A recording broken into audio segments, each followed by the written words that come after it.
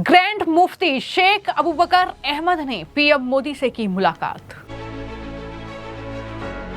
NSA Ajit Doval की मौजूदगी में शेख अबूबकर से मिले पीएम मोदी। पूर्व राष्ट्रपति रामनाथ कोविंद और उपराष्ट्रपति से भी पीएम मोदी ने की सीक्रेट मीटिंग। क्या संसद में कोई बड़े एक्शन की तैयारी में मोदी सरकार? दिल्ली के सियासी गलियारों में हलचल तेज है क्योंकि बड़ी खबर यह है कि पीएम मोदी ने बैक टू बैक कई दिग्गजों से मुलाकात की है। जी हां, उसकी तस्वीरें भी सामने आ चुकी हैं। एक बड़ी मुलाकात जिसकी चर्चा सबसे ज्यादा हो रही है। दरअसल मुस्लिम धर्म के बड़े नेता शेख अबूबकर अहमद ने पीएम मोदी से मुलाकात की है और एनएसए अजीत डोभाल की मौजूदगी में शेख अबूबकर से पीएम मोदी मिले हैं। जो तस्वीरें आप देख रहे हैं ये मुलाकात की तस्वीरें हैं और ये तस्वीरें बेहद खास, बेहद अहम हैं। लेकिन ये जो मुलाकात हुई है इसकी वजह क्या है? इस मुलाकात के पीछे ये बड़ा सवाल है।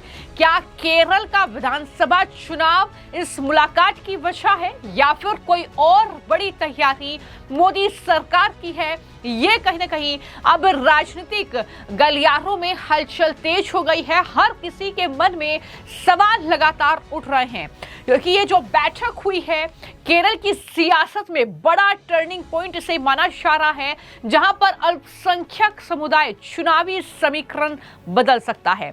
मुलाकात में सामाजिक सद्भाव, शिक्षा सुधार, अल्पसंख्यक कल्याण और समावेशी विकास पर विस्तृत चर्चा हुई।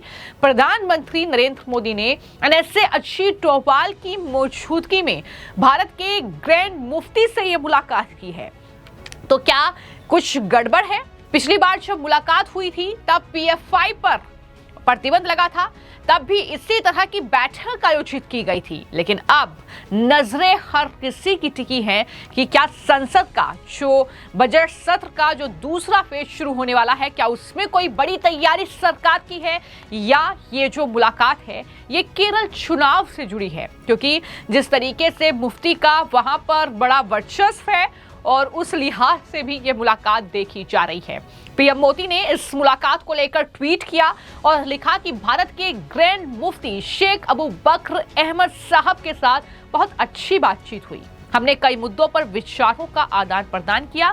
सामाजिक सद्भाव, भाईचारा बढ़ाने और शिक्षा में सुधार के लिए उनके प्रयास सराहनीय हैं। ये बड़ी बातें पीएम मोदी के जरिए कही गई।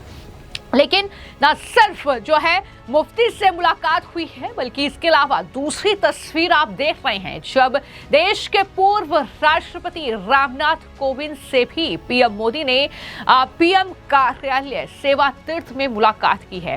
हंसते मुस्कुराते ये तस्वीरें सामने आई है तो रामनाथ कोविंद ने नए भवन को सेवा के माध्यम से शासन का एक शक्तिशाली प्रतीक बताया। इसके बाद पीएम मोदी ने उपराष्ट्रपति सीपी राधाकृष्णन से भी मुलाकात की है। इसलिए हम कह रहे हैं कि बैक टू बैक दिग्गजों से मुलाकात, इसके मायने क्या है? क्या संसद में कोई बड़ी तैयारी सरकार की है? क्योंकि जिस तरीके से पूर्व राष्ट्रपति रामनाथ कोविंद से ये मुलाकात हुई है, जिस पर पीएम मोदी ने कहा कि पूर्व राष्ट्रपति कोविंद से मिलकर अच्छा लगा। उन्होंने कहा कि अलग अलग विषयों पर उनकी जो अंतर्दृष्टि है हमेशा विचारशील और ज्ञानवर्धक होती है। पूर्व राष्ट्रपति ने सोशल मीडिया पर अपने पोस्ट में कहा कि पीएम कार्यालय सेवा तीर्थ में मोदी से मिलकर खुशी हुई। ये बड़ी बातें उनके जरिए कही गई है। उन्होंने ये भी कहा कि ये इमारत वास्तव में नागरिक देवो भव का प्रतीक है। सेवा, करुणा, कर्तव्य और राष्ट्र प्रथम का एक पवित्र स्थान है। सेवा के माध्यम से शासन का एक सशक्त प्रतीक। देशवासियों को शुभकामनाएं। ये ट्वीट जो है वो पूर्व राष्ट्रपति की तरफ से किया गया है। अंदर की बात क्या है? क्या बड़ी तैयारी सरकार की है?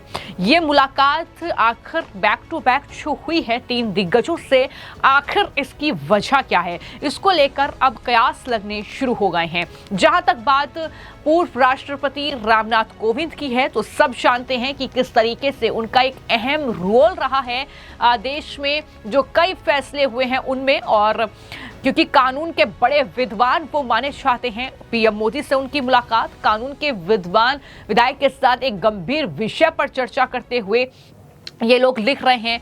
और क्योंकि कहीं ना कहीं जो बीते उनके फैसले रहे हैं जिसमें वो शामिल रहे हैं, रामनाथ कोविंद भारत के राष्ट्रपति थे जब अनुच्छेद 370 निरस्त किया गया, राम मंदिर पर फैसला सुनाया गया और संसद में CAA पारित हुआ, तब वो देश के राष्ट्रपति रह चुके हैं। तो जाहिर तौर पर ऐसे फैसले उनके राष्ट्रपति रहते हुए देश में हुए हैं, तो इसको लेकर कयास लगना लाजमी है कि क्या बड़ी तैयारी जो है वो सरकार की है। वहीं पर जो तीसरी मुलाकात की हम चर्चा कर रहे हैं वो देश के जो मौजूदा उपराष्ट्रपति हैं CP राधाकृष्णन, उनसे मुलाकात हुई है। और चूंकि वो मौजूदा वक्त में राज्यसभा के सभापति भी हैं, तो ऐसे में ये बैठक संसद के बजट सत्र के दौरान हुई है। 3 सप्ताह के अवकाश के बाद 9 मार्च को संसद के बजट सत्र का दूसरा चरण शुरू होगा।